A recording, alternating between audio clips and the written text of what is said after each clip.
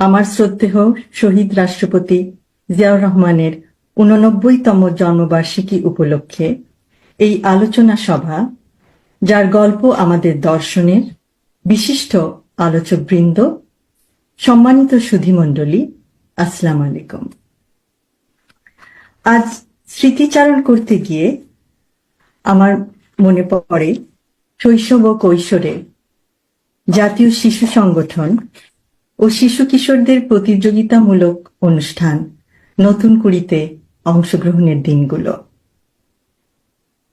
সেই দিনগুলিতে শ্রদ্ধেয়া মাতা বেগম খালেদা জিয়া এবং শ্রদ্ধেয় শহীদ রাষ্ট্রপতি জিয়াউর রহমান, তাদেরকে পেয়েছি কয়েকটি অনুষ্ঠানে।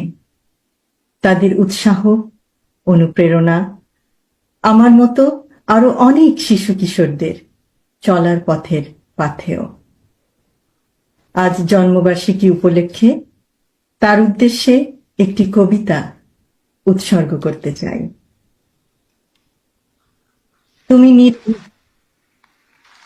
তুমি গণতন্ত্রের প্রতীক, জনতার অধিকারের অতন্দ্র প্রহরী, তুমি অসাধারণ সাহসী মূর্তি।